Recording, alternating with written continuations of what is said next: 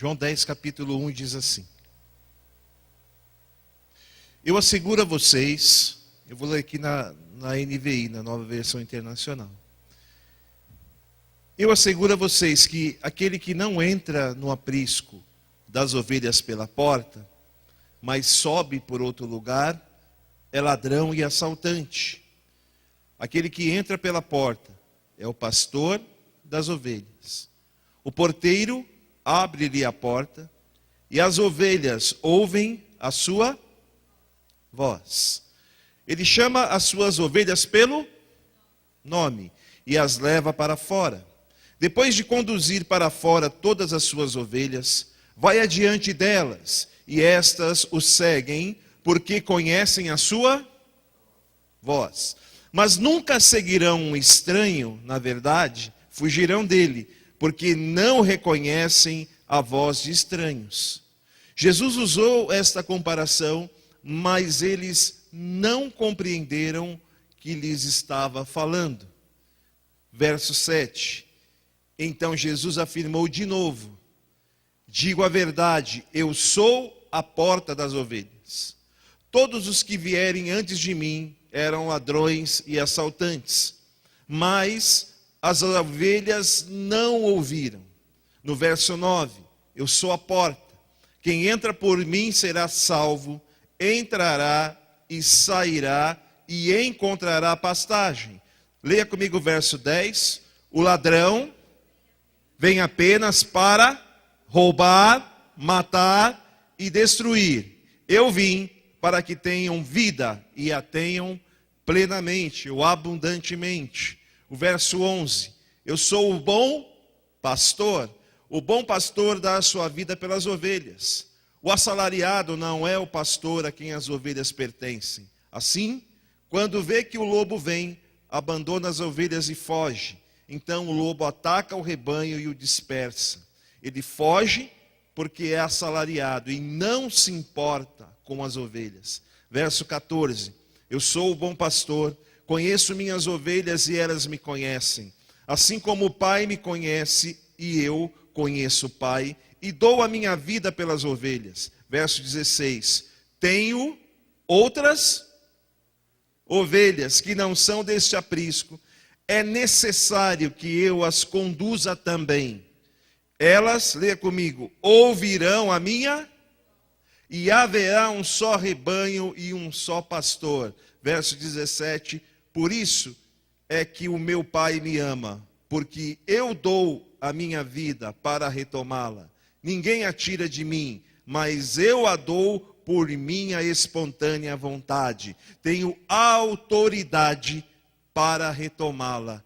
Esta ordem recebi de meu Pai. Curve a sua cabeça por um instante. Pai querido, nós te louvamos e te agradecemos por este momento. Senhor, que toda a agitação do nosso dia, do nosso espírito, do nosso coração, possa se acerenar, se acalmar, e que nós possamos, Pai, no meio de tantos ruídos, de tantos barulhos que temos, que prejudicam a comunicação contigo, nos dá hoje essa serenidade, nos dá hoje essa paz, para que a tua voz hoje seja ouvida entre nós, nos trazendo vida e nos trazendo vida em abundância. É o que nós te pedimos em nome do teu Filho amado Jesus Cristo. Amém. Amém? Você pode dar uma salva de palmas ao Senhor? Glória a Deus. Aleluia. Aleluia. Para que a gente possa entender e verdadeiramente discernir, ouvir aquilo que Deus tem para dizer, é necessário, primeiro, saber quem de fato Deus é. Desde os tempos de Jesus, desde os tempos antigos, a ideia de Deus, ou a definição de Deus, ela tem significados diversos. O povo daquela época vivia num mundo politeísta, onde vários deuses conviviam dentro das diversas culturas que existiam na época. E se nós avaliarmos com isenção, não é diferente nos dias de hoje. Muitas coisas tomam o lugar de Deus, ou se coloca o rótulo do nome de Deus, e passa-se a adorar esse Deus como se fosse ele verdadeiro. E Jesus, ele vem para definir, ele vem para revelar quem é Deus. Ele veio para falar do seu Pai. E ele começa, através da sua vida, revelar quem é Deus, ou quem Deus realmente é. E esse momento de João 10, se nós lermos João 9, há ali um impasse de Jesus com os religiosos. Ele cura um cego de nascença, no capítulo 9, num sábado. E havia uma ideia naquele tempo que alguém que nascesse cego era alguém que era amaldiçoado por Deus. O tanto que os discípulos perguntaram para Jesus: Jesus, quem foi que pecou? O cego ou os seus pais? Jesus falou: não, nem ele pecou, nem os seus pais pecaram. Isso é para que a glória de Deus venha a ser manifestada. Mas a cultura daquela época tinha isso muito claro. Um cego de nascença só poderia ser curado pelo Messias. Ou seja, se foi um Deus que colocou uma maldição, somente outro Deus poderia remover aquela maldição. E Jesus falou: vocês não entenderam nada. Vocês não ouviram o que falei e nem viram o que fiz. Então deixe eu dizer para vocês como é o meu Pai. Deixe eu mostrar para vocês, ouçam qual é a definição verdadeira de Deus.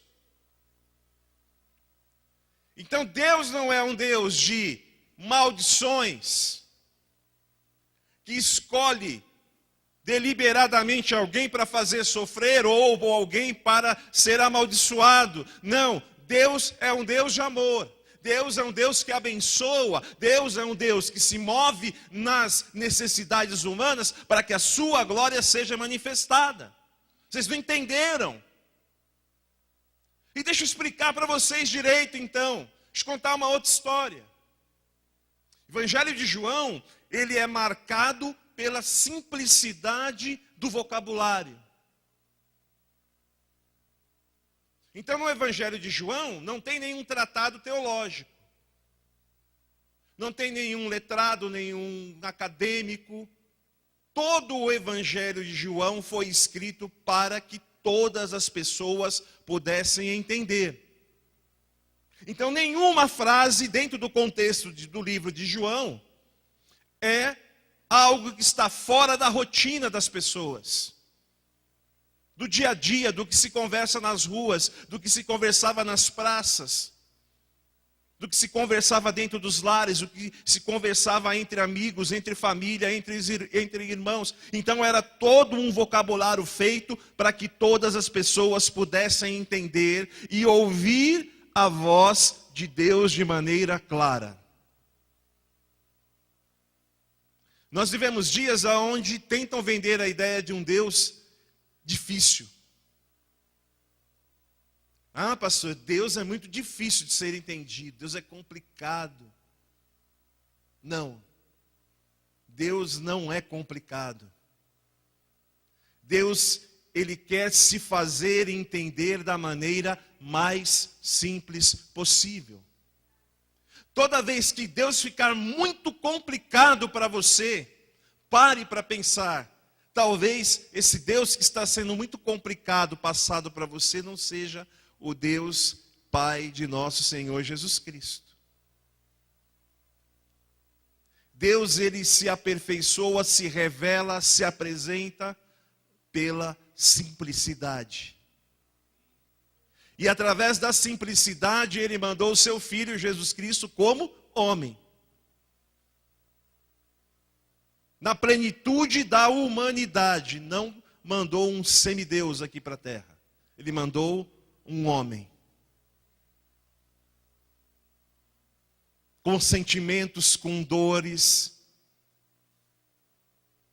com consciência do que é ser humano,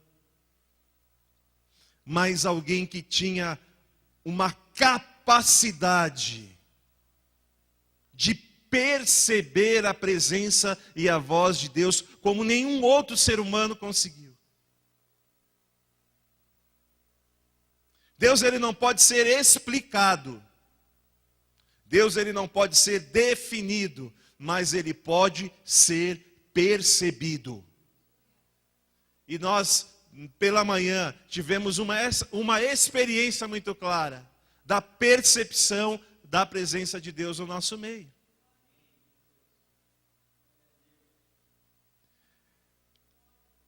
E Jesus, ele começa se apresentando, na verdade, apresentando a Deus, se apresentando. Então, em 7 situações, dentro do livro de João, Jesus se apresenta, ou revela às pessoas quem é Deus, quem é o seu Pai. Em João 6,35, ele é o pão da vida. Em em João 8,12, ele é a luz do mundo.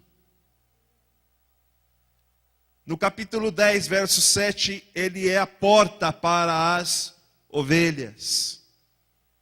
No capítulo 10, verso 14, ele é o bom pastor.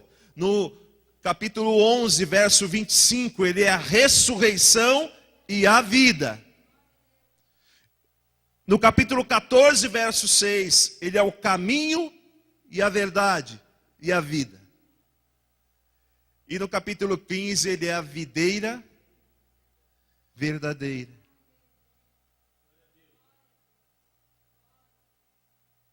Se nós pegarmos o livro de Êxodo, quando Deus se revela a Moisés na sarça ardente,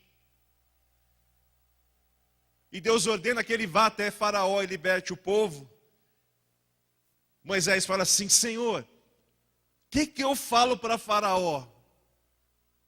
Como é que eu te apresento a Faraó? Ô Moisés, diga lá para Faraó que eu sou. Mais nada, Senhor. Precisa, eu sou. É o que, Senhor? Sou o que sou, eu sou. Então, quando Jesus usa essa expressão, eu sou, ele está dizendo, Deus é. Como? Do jeito que eu sou. Então, se nós queremos conhecer a Deus, temos que conhecer a Jesus Cristo. Porque ele diz, eu e o Pai somos um só. Os discípulos, quando estavam ali aperreados, preocupados, porque todos os mestres, todos os rabinos ensinavam uma oração aos seus talmidins, aos seus discípulos. E eles falaram, Jesus, todo mundo recebe uma oração do seu rabino. Nos ensina uma boa, uma oração aí, bacana. E aproveita também e mostra-nos o Pai.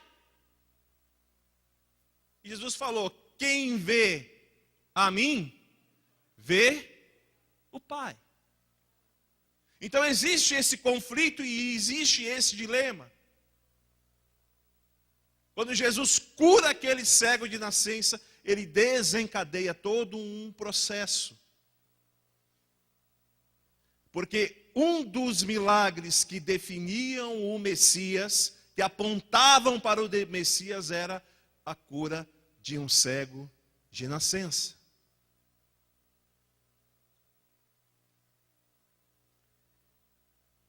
E o que é interessante em todo o Evangelho de João, e principalmente no capítulo 10, é que Jesus nos chama para conversar.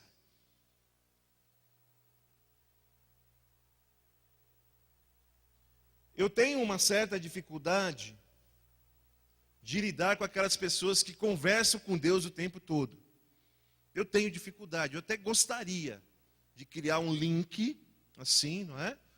Pegar o Wi-Fi lá do céu e a gente pudesse criar um grupinho do WhatsApp para estar falando com Deus toda hora. Seria bacana, moderno, atual.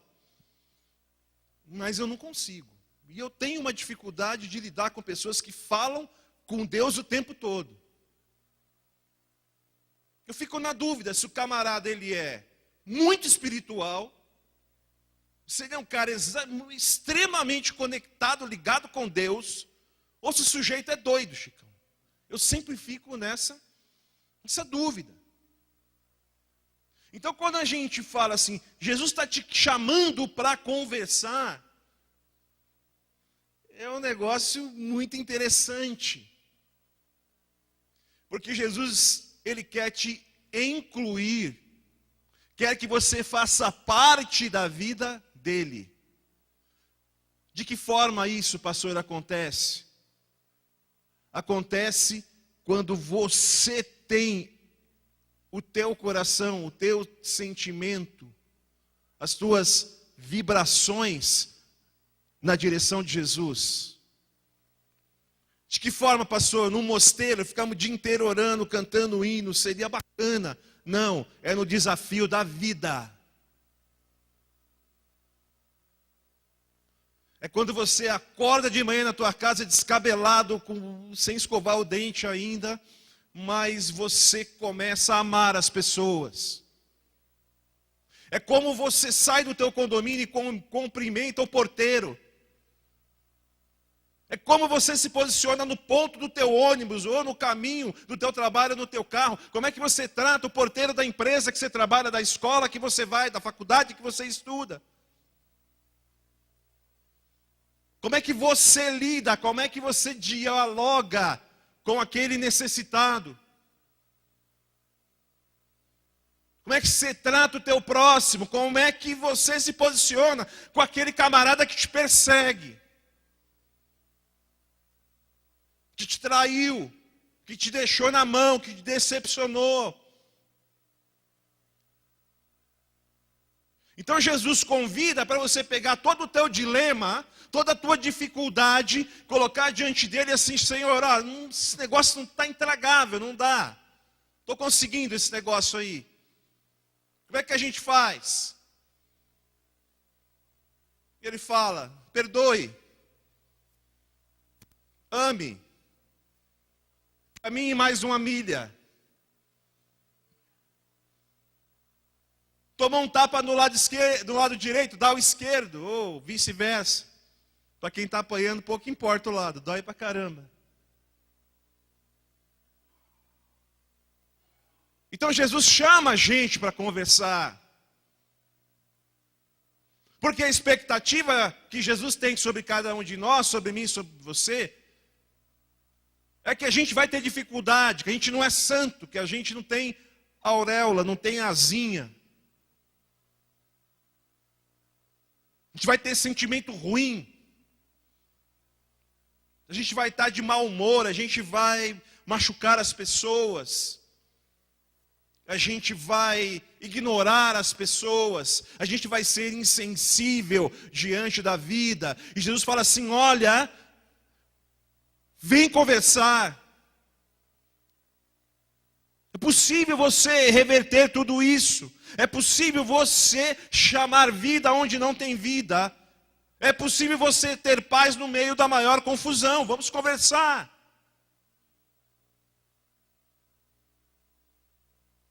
Então Jesus nos chama essa noite para trocar uma ideia, para conversar. E é importante que a gente permita que Jesus faça parte da minha vida. Porque existe a opção. Jesus, eu não estou afim de trocar uma ideia. Ou, quando eu tiver uma situação aí particular, eu chamo o Senhor, a gente troca uma ideia. Mas nessa parte da minha vida, é melhor só não entrar. Até para a gente manter aquela hierarquia, né? Você é Deus, eu não sou, e você fica aí, eu fico aqui. Mas, a hora que eu precisar, eu chamo, tá? Jesus. Então é necessário que você permita que Ele faça parte da tua vida. E é isso que Ele está explicando nessa parábola do bom pastor, da porta, das ovelhas. E algo tremendo é que Deus te chama pelo nome. Ou seja, Ele sabe o seu nome. E isso é algo inadmissível na cultura daquela época e é até hoje. Como é que um Deus que é perfeito, que não precisa de nada, pode se importar e saber o nome do Chicão?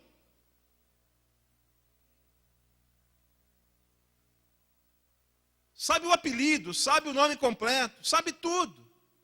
E sabe o que isso significa? Que Deus tem uma relação pessoal comigo e com você. Um Deus que se relaciona de maneira pessoal. Você não é uma partícula misturada no cosmos, que quando você morrer, você volta para o todo e você vira nada. Você tem um nome.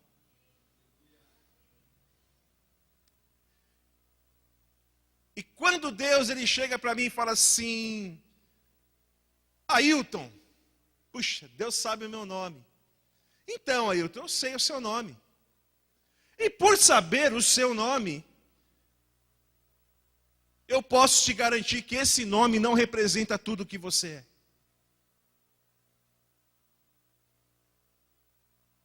Eu tenho uma proposta para você. Uma proposta de caminhar comigo. Uma proposta de mudar a sua vida. Mudar a sua perspectiva. Mudar a perspectiva que quando seus pais colocaram o seu nome, eles tinham. Porque é muito limitado o que esse seu nome traz. Na verdade, esse seu nome não te representa.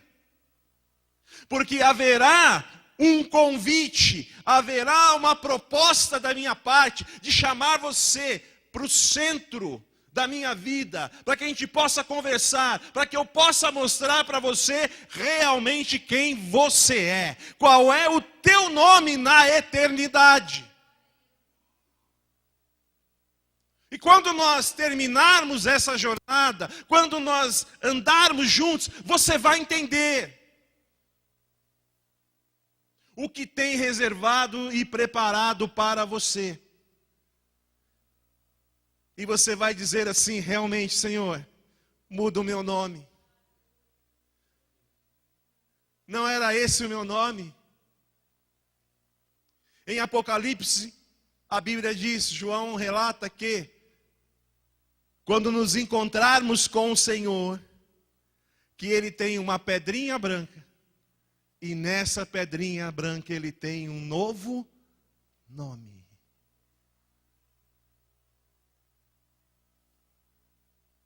Quando a gente ouve a voz do Senhor, quando a gente tem uma caminhada de intimidade com Deus, a gente ouve ao Senhor, Deus transforma e muda o meu nome.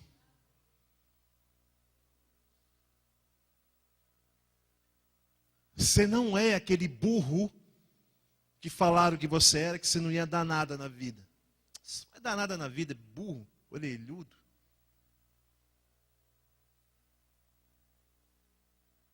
Isso era uma perspectiva errada que fizeram a respeito de você. E a proposta de Deus é dizer realmente que você é alguém que tem valor.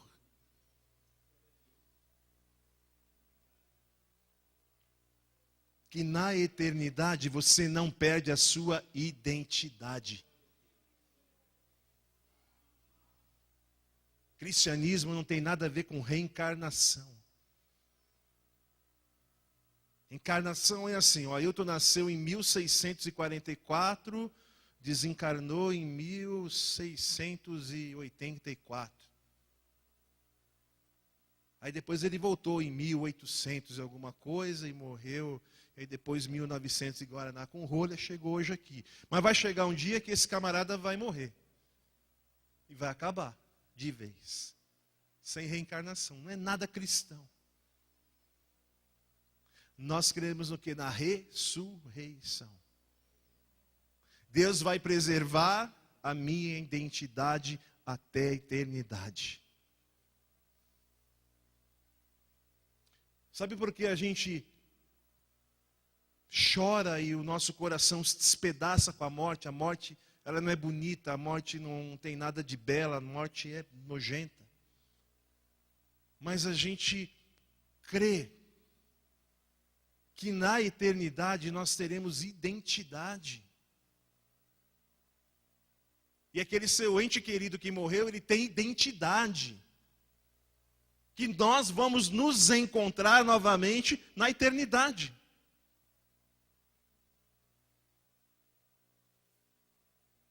Isso é lindo. Então, se Deus te conhece pelo teu nome, Ele sabe tudo de bom que tem por trás desse nome. E Ele sabe tudo de ruim que tem por trás desse nome. Mas Ele te apresenta uma proposta. Olha, depois desse processo, depois desse novo nome, e Jesus vem e vai além, depois desse renascimento, aí sim, você vai saber realmente quem você é. Então Deus tem algo maravilhoso para te ensinar nessa jornada. Porque no salmista revela que Ele te conhece. Te conhece por dentro, te conhece por fora, sabe como é que você foi formado e sabe como você foi moldado. Olha só que coisa linda. Abre sua Bíblia lá no Salmo 139. Salmo 139.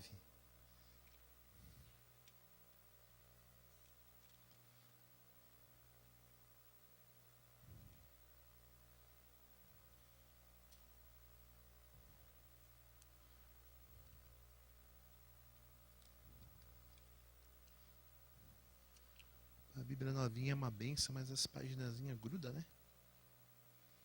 Olha lá, Salmo 139, verso 1, diz assim: Senhor, Tu me sondas e me conheces. Que coisa linda. Um Deus que se preocupa. Um Deus que me conhece. Um Deus que sabe o meu nome. Um Deus presente na minha vida.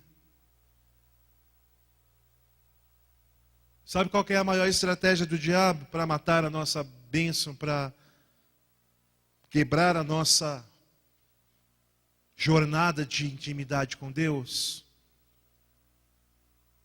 É fazer você acreditar que num momento de dificuldade, Deus te abandonou. Que Deus não está se importando com a sua dor. Ou que Deus tem privilégios com outros e não com você.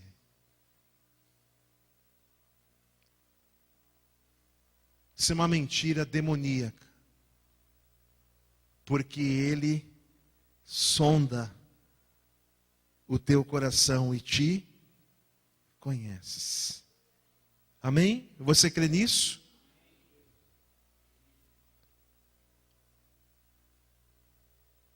Deus te vê na escuridão.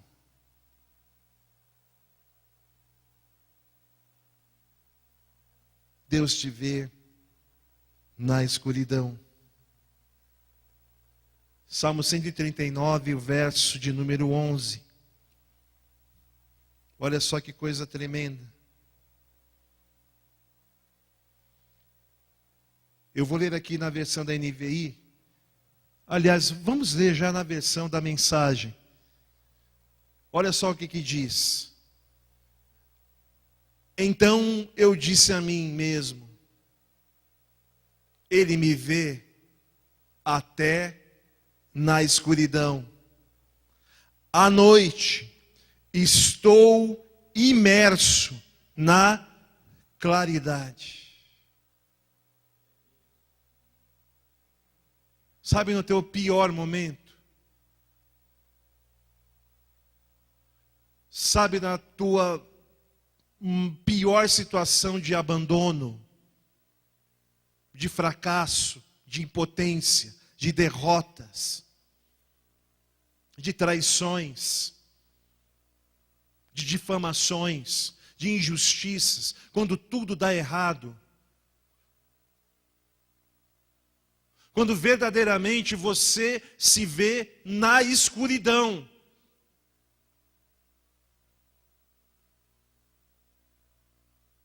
Nada te preenche. Nenhuma pessoa te preenche, a igreja não te preenche, nada te preenche, porque você está na noite escura da alma, no dia mau, na escuridão. E nesse momento, se nós pudéssemos ver o plano espiritual, nós veríamos o inferno e suas hostes demoníacas, oprimindo e dizendo, não tem mais jeito. Teu Deus te esqueceu, Deus nunca se importou com você, você não é nada, entrega logo os pontos, amaldiçoa logo esse Deus e morre, porque para você não tem mais jeito. E aí, do outro lado, Deus dizendo assim, ei, Satanás, pode parar, eu conheço pelo nome. É meu, é minha filha, é meu filho, eu amo a importância demais para mim. E você percebe aquele sussurro, aquela força que vem não sei da onde. E aí você percebe que Deus está te vendo no meio daquela escuridão.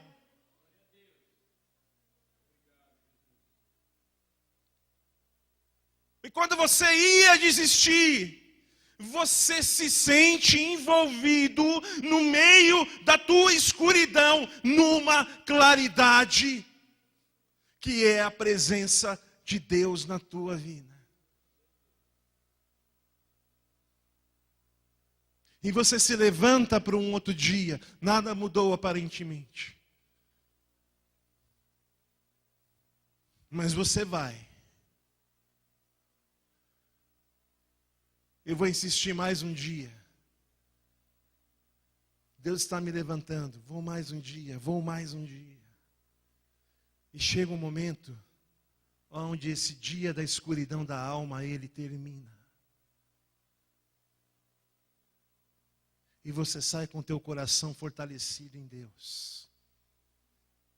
Então, eu não sei qual é a escuridão que você tem vivido. Mas a palavra de Deus me garante que Deus te enxerga na escuridão. Você não vai se perder, você não vai cair no precipício. E você perceba como a sutileza da palavra de Deus, mesmo à noite, estou imerso na claridade. Deus vai te proteger no meio da tua escuridão. Da nossa jornada de intimidade com Deus, é importante a gente ouvir e crer que existe um futuro para você. Que você está seguro.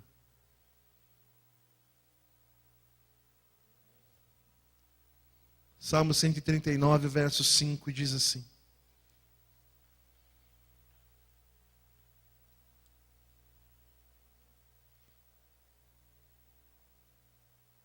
eu gostaria que você lesse, porque particularmente para mim, na minha caminhada de intimidade com Deus e na minha vida, esse é um versículo de cabeceira. Esse é um versículo que tinha que pôr no quadro e deixar assim na cabeceira da cama. Ele diz assim, Salmo 139, 5: Tu me cercas por trás e pela frente, e põe a tua mão sobre mim. Sabe o que o salmista está dizendo assim? Que a tua vida está na mão de Jesus. Que o Senhor está te cobrindo pela frente e por trás, e Deus bota a mão em cima. É meu. É minha. Você tem segurança. Muitas vezes a vida religiosa interpreta isso de maneira errada. A gente busca Deus de uma maneira mística. Se eu for para Jesus, eu fecho o corpo, viu, Isaac? Nada de mal me acontece. Estou protegido. E até para garantir, já que eu não posso pôr aquele espatuar do tempo da macumba, mas aí eu faço uma corrente de 118 semanas de proteção. Vamos colocar um sal grosso, que afinal de contas sal grosso é bíblico, não é verdade? A gente pode botar a noite do óleo ungido, a vassoura ungida, e eu vou estar protegido. Proteger meu carro, minha casa, minha família, meu dinheiro. Mas eu quero dizer para você que Deus não é a pólice de seguro. Você pode contratar seguro para o seu carro, para a sua casa. Não é esse tipo de segurança que Deus está dizendo. Ele está dizendo assim: vá para a vida. E quando você vai para a vida, você está sujeito a percalços, a acidentes, a derrotas. Mas olha, confie. Estou colocando a sua vida nas palmas da mão do meu filho Jesus. E eu estou colocando a minha mão por cima. Vai. Jesus, mas se eu quebrar a cara, e se eu cair, a gente levanta. E se eu fraquejar na minha fé, eu te sustento. E se eu não conseguir perdoar, você vai tentando, meu filho, 70 vezes 7 por dia. Mas eu tenho medo de amar. Não tenha medo, eu te amei primeiro.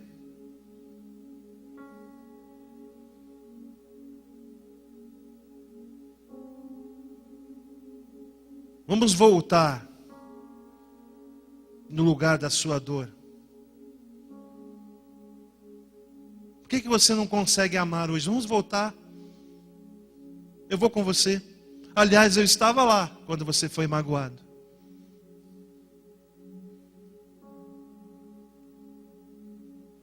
Vamos voltar naquele momento onde talvez a religião te machucou e você hoje tem uma dificuldade tão grande de se relacionar comigo. Vamos voltar lá.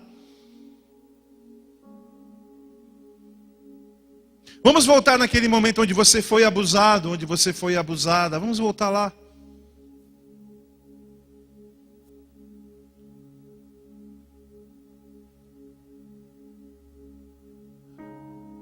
Vamos voltar lá. Esse é o convite que o Senhor faz para nós nessa noite. E nós precisamos saber quem de fato nós estamos ouvindo. Em João 10, 4, oi, Isaac, pode falar, meu irmão.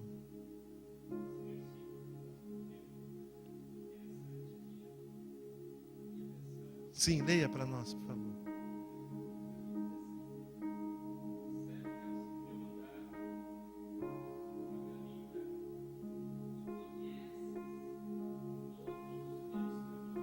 Todos eles, cada um deles.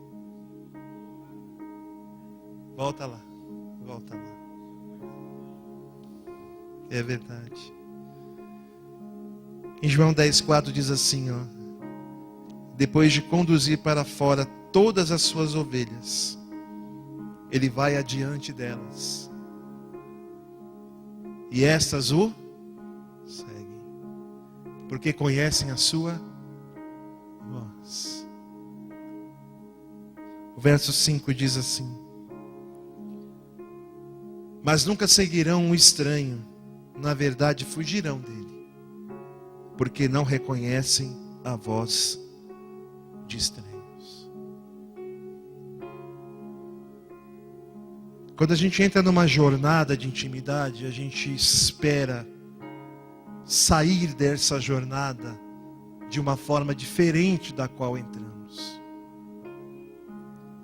E que essa caminhada produza em nós uma mudança. Então, quando a gente faz a opção de não ter uma jornada de intimidade com Deus, quando a gente não ouve a voz, a gente fica entregue àquele que é o ladrão. E a minha oração e o meu coração é para que a gente possa, no final ou durante essa jornada de intimidade com Deus, aprender a ouvir a voz dele. Porque há um detalhe de posicionamento interessante. Quando as ovelhas passam pela porta, ele está na frente delas. E ele vai cuidando. E ele vai conduzindo. E ele vai observando. Então ele está na frente. Ele não está atrás te julgando. Ele não está atrás esperando um deslize seu para te punir. Mas ele vai à frente. E a gente vai aprendendo a ouvir o que Deus tem para nos dizer. A gente vive um tempo com tantas vozes, que trazem tantos ruídos, tanta confusão. Mas Jesus, ele propõe que a gente aprenda a ouvir. E quando a gente aprende a ouvir, Jesus está na frente do nosso problema. Ele está à frente da tua vida. Mas ele não é um manipulador. Ele vai ouvir e você vai escolher.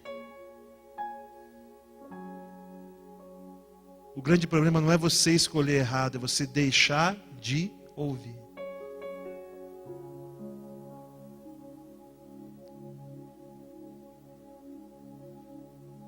E para encerrar,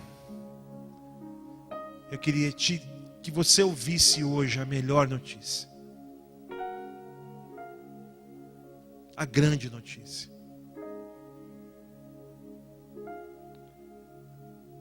João 10:10 diz assim: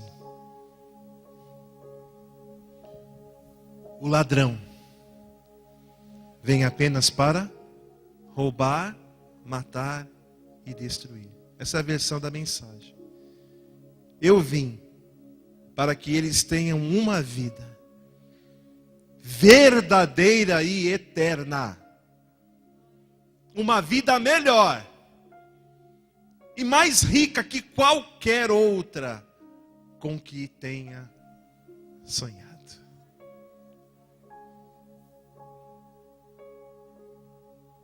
Então, essa grande notícia é que Deus não tem só vida para dar para mim e para você. Ele tem vida eterna. É um Deus que disponibiliza para mim e para você vida eterna. Uma vida mais rica, uma vida mais bonita, uma vida mais significativa. E a versão da mensagem termina assim: que não se compara com nenhuma vida que você tenha imaginado ou sonhado. Que Deus te dê sonhos nessa semana. Que Deus alegre o seu coração, que Deus confirme no teu coração, mas creia que quando você opta em ter uma caminhada de intimidade com Deus, quando você opta em ouvir a Jesus, Ele tem vida eterna para te dar. E a perspectiva dessa vida eterna, ela supera qualquer outra vida. Vamos ficar sobre os pés e vamos agradecer a Deus.